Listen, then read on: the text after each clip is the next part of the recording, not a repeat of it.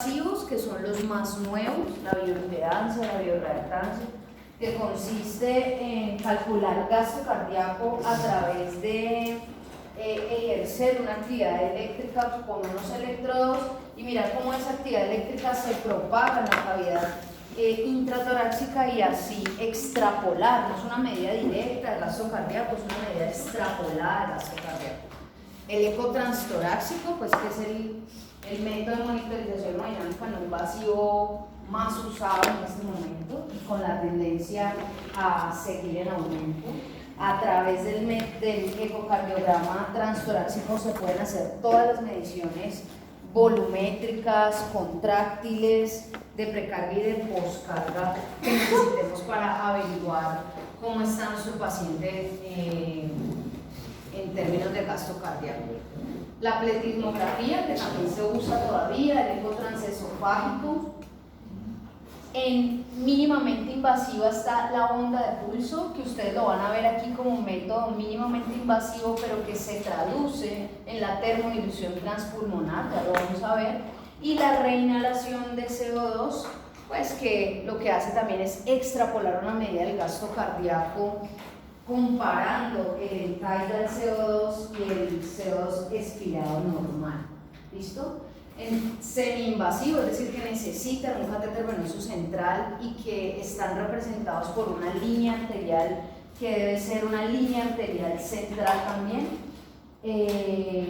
Está la termodilución transpulmonar y la litiodilución, que no la vemos aquí, pero que se usa a nivel mundial. Y en lo invasivo, pues vamos a ver la termodilución del corazón derecho con el catéter de arteria pulmonar. Recuerden entonces que los semi-invasivos tienen una característica importante y es que tienen algo del invasivo del catéter de arteria pulmonar porque les van a dar termodilución, ¿sí? Pero que aparte de esto, estos semi-invasivos van a tener esta característica y es el análisis del contorno de la onda de pulso. Entonces, por eso son los más usados, son semi-invasivos y además de eso tienen una doble posibilidad para monitorizar al paciente. Esos son los que nos vamos a basar el día de hoy. Importante entonces que ustedes tengan el algoritmo en su cabeza de cómo el gasto cardíaco está determinado por precarga, poscarga y contractilidad y cómo entonces ustedes pueden a través de la monitoría saber sobre todo cómo van a manejar los volúmenes en el paciente, que es una de las cosas más importantes. ¿Cómo hacemos para no pasarnos, ¿sí? O quedarnos cortos en la administración de volumen? Acuérdense entonces que si yo tengo un paciente en la hipovolemia, tengo riesgo de hipoperfusión. Si tengo paciente en la hipervolemia, pues tengo el paciente que tenga complicaciones pulmonares, aumento de la demanda cardíaca. Entonces, esto principalmente es lo que busca una buena monitoría hemodinámica y obviamente un buen análisis de la monitoría hemodinámica, que usted pueda determinar si el paciente está normovolémico, hipervolémico o hipovolémico. Cuando ustedes realizan los análisis de la monitoría del paciente, quiero que tengan muy en cuenta esta diapositiva. ¿Será que se ve? No. Ahí. Esta diapositiva es importantísima para ustedes y para poder analizar los casos, para analizar la monitoría, van a tener que recordarla. Miren que resume la ley de Fick con el cálculo del gasto cardíaco cuando yo relaciono el aporte de oxígeno con el consumo de oxígeno, ¿cierto? Pero además de eso, me resume todos los determinantes de ese gasto cardíaco, incluido cuáles son los determinantes del volumen sistólico y cuáles son los determinantes de que haya una buena concentración de oxígeno a nivel de los tejidos. Entonces, ¿qué van a hacer después de esta clase? ¿Cuál es la tarea que sigue para ustedes? Las dos grandes monitorías que hoy vamos a analizar, que son el catéter de arteria pulmonar y la termodilución transpulmonar con sistema PICO o EBMIL, cualquiera de los dos, la idea es que ahí en la presentación están las variables fisiológicas que se analizan en cada uno de esos dos monitores. La idea con ustedes es que ustedes en un ejercicio individual puedan localizar esas variables, es decir, van a tener 2 hojitas de estas y van a localizar esas variables dependiendo de qué mide, ¿sí?, cada una de esas variables. Por ejemplo, si yo estoy con un sistema pico y hay una variable que se llama fracción de eyección global, pues entonces yo la voy a ubicar como si fuera una variable de contractibilidad. O si yo estoy midiendo con el sistema pico el volumen de variabilidad sistólica, entonces lo voy a ubicar aquí como una variable de precarga. ¿Eso de qué les sirve? De que en el momento en que ustedes tengan la monitoría hemodinámica al frente, puedan empezar a pensar en dónde está el problema y cómo lo vamos a solucionar. Entonces, esta es importante, creo que deberían tenerla bien hechecita en su cuaderno para poder hacer ahorita los ejercicios que vamos a hacer. Entonces miren que es lo mismo lo que estamos diciendo, como entonces el gasto cardíaco está representado por esa diferencia entre el consumo, ¿sí?, y el aporte de oxígeno a los tejidos. Como entonces, a pesar de que haya un gasto cardíaco de 5 litros por minuto para un adulto normal, ¿sí?, la extracción realmente, lo que consume la célula como tal, la mitocondria como tal, son solamente 250 mililitros por minuto, cuando realmente le están llegando 1000 mililitros por minuto. Entonces, es un pequeño porcentaje, pero que dadas las condiciones metabólicas o dadas las condiciones comórbidas de un paciente, pues puede verse alterado y no ser suficiente. Entonces, es importante reconocer en qué fase, ¿sí?, de la entrega, del aporte de oxígeno, del consumo de oxígeno, es que está fallando. Si es en la extracción de oxígeno, si es en el gasto cardíaco, ¿sí?, si es en el consumo de oxígeno celular, ¿sí?, o si es en la entrega al retorno venoso de vuelta. Eso ya lo hemos recordado y creo que lo han visto todo el semestre. ¿Qué es el gasto cardíaco entonces? ¿Cómo se define?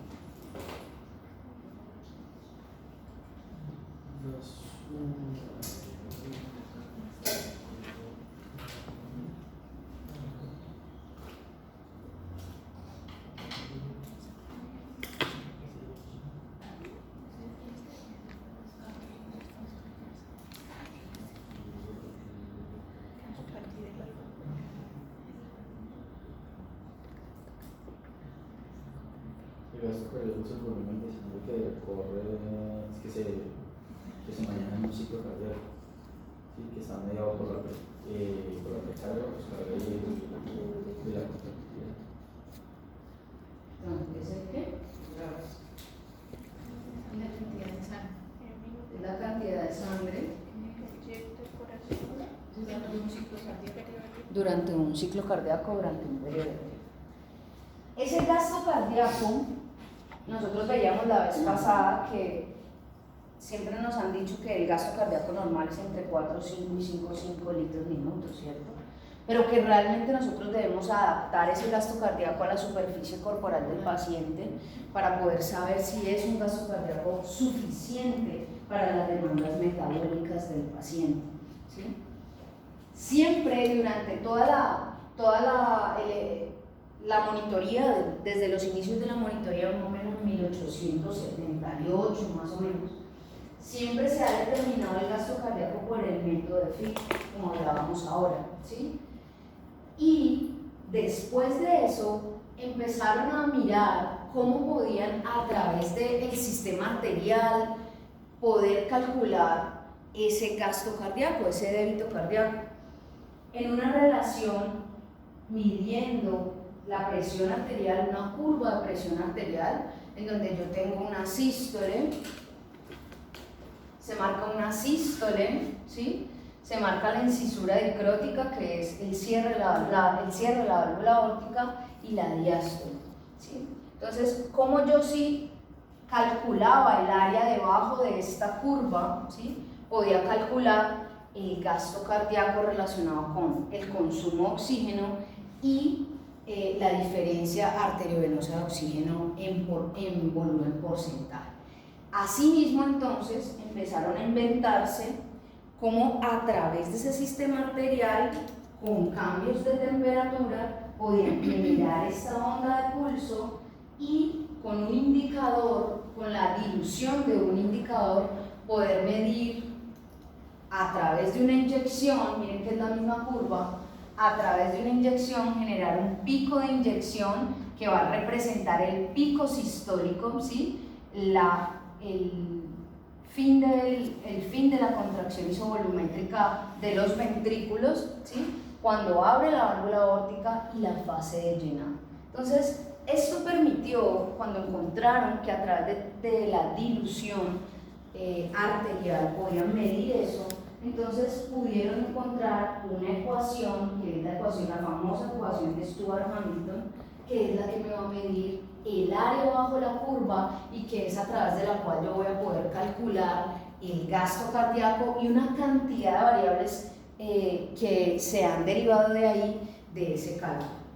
Pero si ustedes se ponen a pensar, ustedes dicen, bueno, si yo tengo un monitor de línea arterial y a través de esa línea arterial voy a medir área bajo la curva, voy a medir índices de volumen sistólico y voy a medir gasto cardíaco, entonces pues dependerá mucho de cómo está canalizada esa línea arterial, dependerá mucho de la capacitancia de esa arteria, dependerá mucho de si esa arteria está amortiguada, si el paciente es obeso, o sea, va a tener demasiadas aristas que pueden complicar la lectura de esa dilución.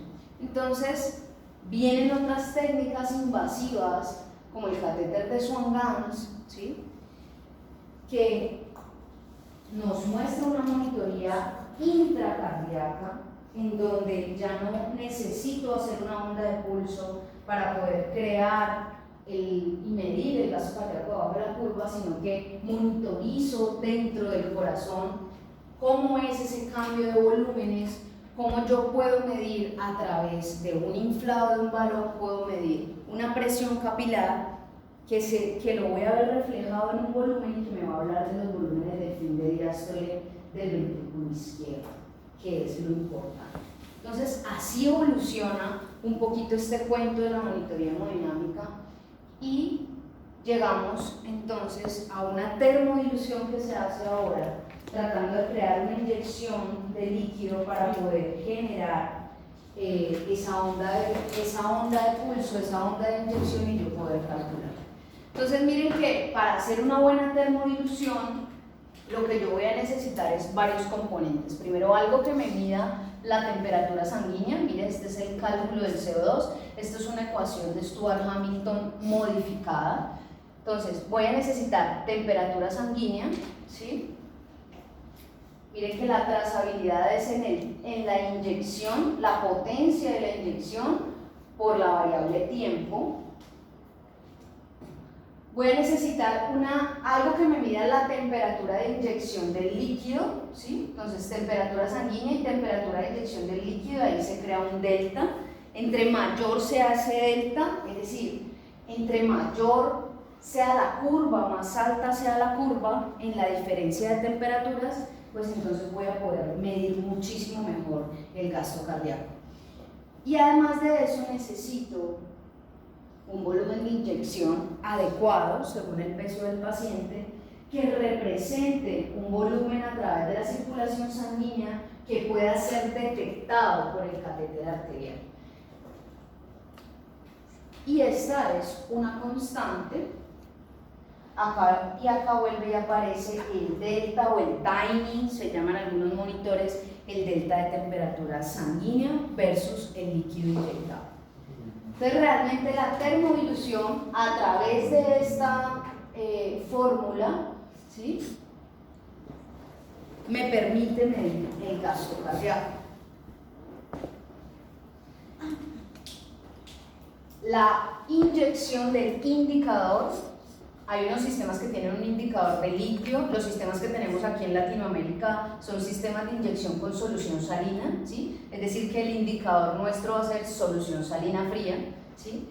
Entonces miren que el momento 0 va a ser el momento en que yo inyecto ese indicador, que va a ser solución salina, ¿sí? Y va a generar en el momento de la inyección una potencia o un área máxima, ¿sí?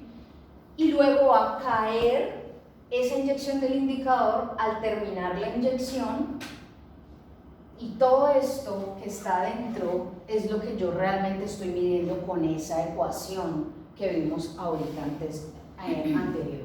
¿Listo? Entonces miren, el volumen del indicador, ¿sí?, llega a un punto máximo de potencia que decae, ¿sí?, y que debe decaer con precisión. Esta es la curva ideal, es una pendiente negativa que cae rápidamente. Si la pendiente no cae, ¿sí?, acá la tengo. Ajá. Si la pendiente no cae, significa que el sistema está amortiguado por algo, queriendo decir que el delta de temperatura no fue correcto o que escogimos el volumen de inyección del indicador incorrecto.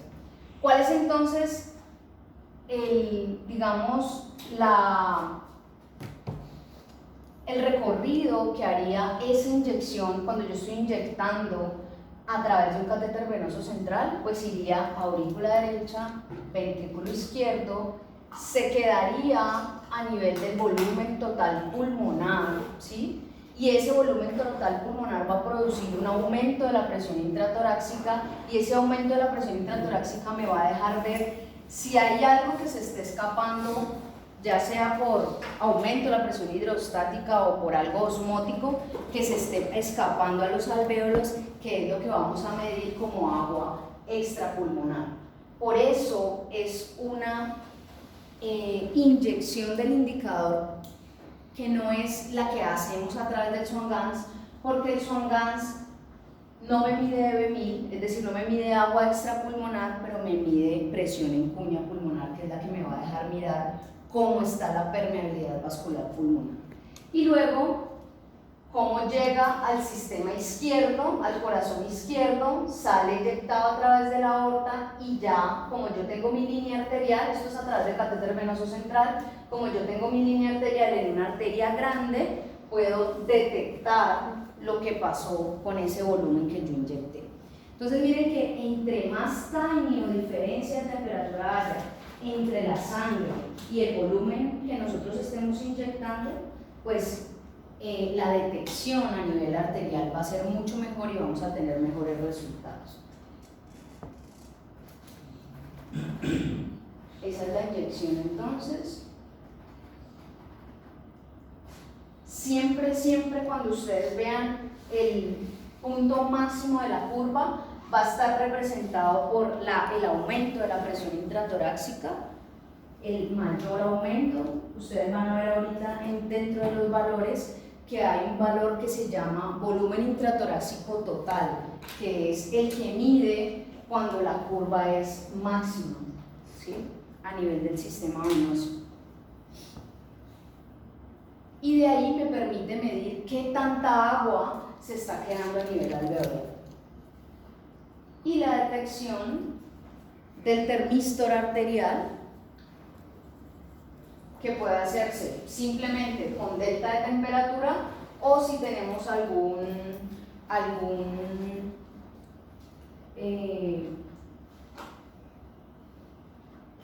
indicador diferente de solución salina como el litio, que podemos detectar a través del termistor de la línea arterial.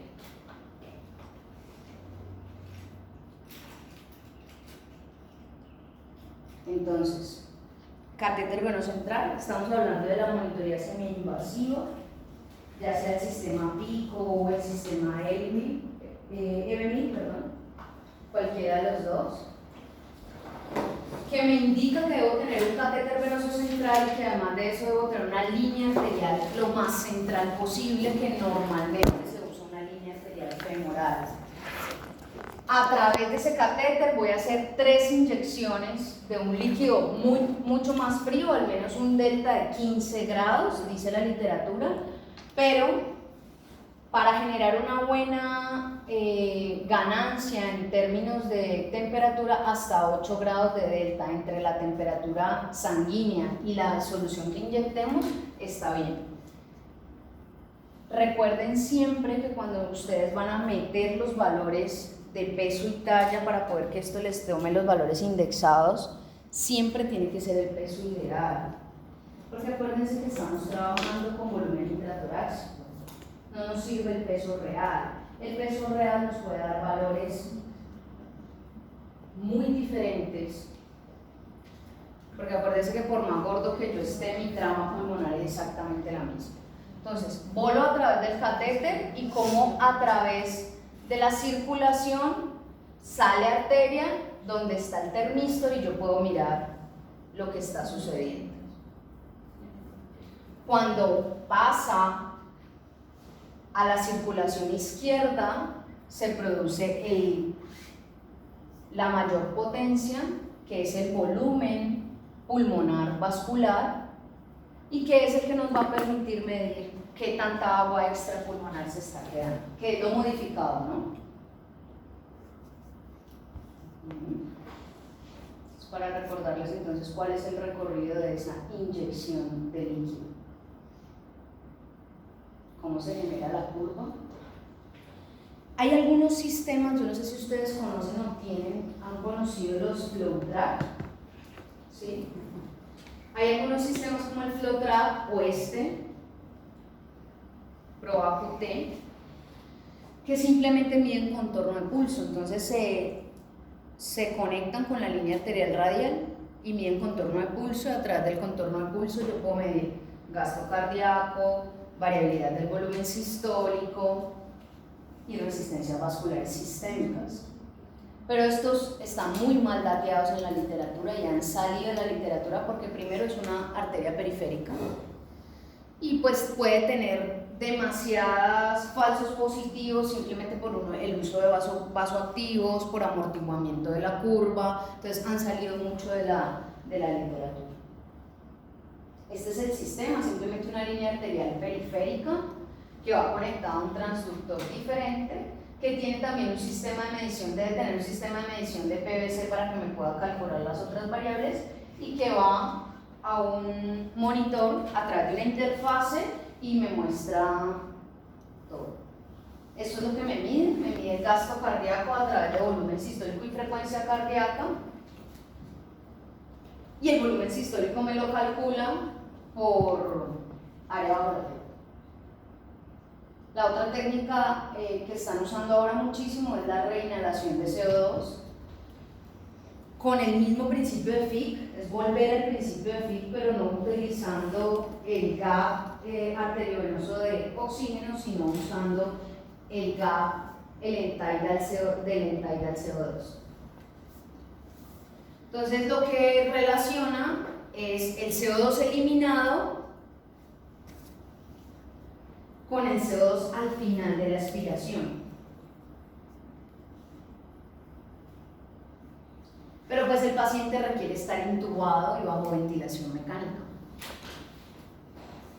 Tiene un sensor de flujo y ese sensor de flujo se conecta al tubo orotraqueal antes de ir a la Y del circuito, o sea, antes de la nariz de camello, donde se conecta la capnografía normalmente. Y miren que nos toma esta ecuación en donde me permite medir el CO2 a través del delta volumétrico de CO2 expirado versus el CO2 al final de la expiración. El semiinvasivo, entonces, termodilución transpulmonar y líquido-dilución, lo que estábamos viendo ahora. La inyección, les repito, miren ahí, este es un poquito más dinámico. Justo cuando llega al pulmón, cuando se devuelve al corazón izquierdo y cuando se devuelve al sistema arterial. Mírenlo, ahí está. Acuérdense que este pico es representado cuando llega a nivel intratorácico o pulmonares.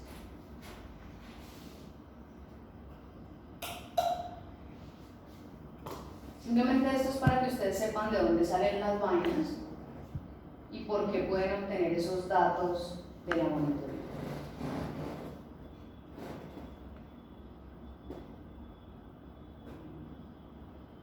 Estos son los que hay Mindray, hay Drager, hay Philips, hay Pulsion y pues Pico y Evemil, ¿no? Que es de Edwards, que es el que más les gusta porque es muy dinámico. Entonces, el kit trae catéter femoral o braquial o radial. Entre más central, mejor es la detección. Siempre hay que corroborar con ecografía dónde queda ese catéter, porque, por ejemplo, ha pasado que el catéter no queda hacia la femoral común, sino que queda hacia abajo y pues nunca detecta la dilución. Entonces hay que verificar con ecografía dónde queda. Ese tiene el sensor de temperatura aquí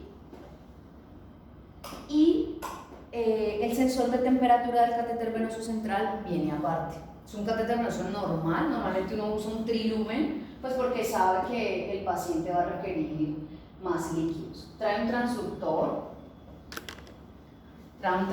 arterial que va conectado normal a una solución salina heparinizada, y este es el termistor que debe ir conectado al lumen distal del catéter venoso central. Pues, ¿por qué al distal? Porque me indica que esa inyección va a estar más dentro de la cámara cardíaca y no voy a perder tanta temperatura cuando esté dentro del flujo sanguíneo. Entonces miren cómo queda el sistema. Puede ser, la teoría dice, puede ser arteria axilar, puede ser braquial o puede ser femoral, la más usada, femoral.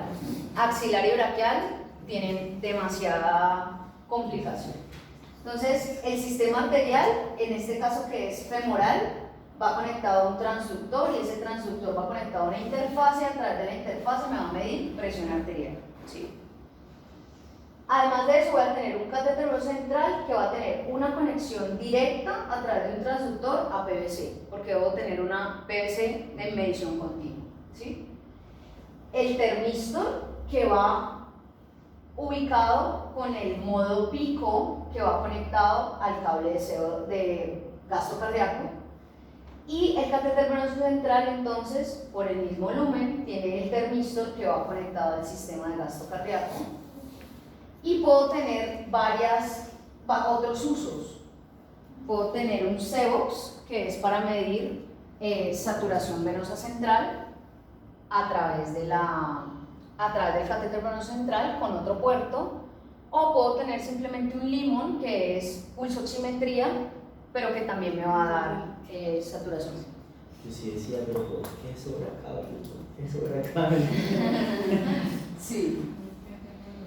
¿Cuánto volumen se inyecta entonces para un paciente que pese 85 kilos y a qué temperatura? ¿Cómo sería eso entonces? ¿Cómo lo calcularíamos? ¿Qué creen ustedes? El sistema le da 3 opciones, ¿no? ¿Cuáles opciones le da de volumen a los que lo conocen? 15, 20. 15, 10, 15 y 20. Le da 3 opciones, ¿sí? Y acuérdense entonces que el timing en temperatura tiene que estar mínimo en 8, máximo en 15, entre la temperatura sanguínea y la temperatura de inyección. Siempre que un paciente sobrepase los 75 kilos, usted le va a poner 20. Siempre. Pero si es una abuelita, que pesa 50 kilos, pues obviamente usted no le va a poner 20. Pero recuerde que entre más volumen de termodilución va a tener unos mejores resultados. Entonces, el 10, déjelo como para... En pediatría se usa 1 a 1,5 mililitros por kilo para la inyección. Entonces el 10 déjelo aparte, use 15 y 20 en adulto, por encima de 75 kilos use 20. ¿A qué temperatura? Un tiny o una diferencia de temperatura entre 8 y 15. ¿Cómo me doy cuenta de eso? Si usted tiene cómo medir la temperatura de su solución salina, pues lo hace, y si no, pues es simplemente que cuando usted está haciendo la termodilución, abajo, cuando le está creando la curva, le dice TI, que es el tiny de temperatura, y usted ahí puede ver pues que esté por encima al menos de 8 grados, ¿listo? Es lo importante. Pero esto garantiza muchísimo, porque acuérdense que si yo quiero medir, tener una buena medición, pues entonces yo necesito garantizar que esas cosas que son operador dependiente, pues al menos yo las pueda garantizar que son seguras. Y otra cosa es que miren que para poder generar una buena potencia de inyección, usted no se debe demorar más de 5 segundos haciendo la inyección del indicador. 5 segundos en la inyección del indicador. Ahora vamos a ver lo incorrecto, qué no se debe hacer, qué conexiones no se deben hacer, cuáles son incorrectas y cómo es la manera correcta de hacerlo. Entonces acuérdense que PICO combina las dos técnicas, que son la termodilución transpulmonar y el análisis del contorno de pulso. Pero ojo, acuérdense que es una línea arterial central, es decir que las características arteriales son diferentes a si usted tuviera una línea arterial periférica, ¿sí? Entonces usted está disminuyendo esos falsos positivos por tener una línea arterial periférica, ¿sí? El patrón de peso y la talla debe ser ideal, no en lo que vemos del paciente o el peso de una cama. ¿Cómo se hace entonces? A través de el contorno de pulso, la línea arterial, ¿cierto? Y el área bajo la curva me va a calcular el gasto cardíaco por contorno de pulso, sino que le ponen una I como para poder que sonara bien, por eso se llama pico. Bien. Factor de calibración específico para cada paciente, definido por sus variables de talla, peso, frecuencia cardíaca. Miren que este tipo de catéteres, a diferencia por ejemplo del Swan-Ganz, este tipo de catéteres no importa si está rítmico o no está rítmico, ¿sí? O sea, no tiene nada que ver en eso el cálculo. Área bajo la curva, calcula el área bajo la curva. Tiene en cuenta la compliance aórtica, que obviamente si yo tengo un vaso grande, la compliance aórtica va a ser muchísimo mejor. Y me va a calcular una pendiente de la curva de presión. De esa manera me calcula el gasto cardíaco. Usted no tiene que aprender la ecuación, ¿sí? Pero pues usted ya sabe de dónde viene la vaina y cuáles son los determinantes de eso, ¿sí? ¿Qué lo determina? El ritmo cardíaco,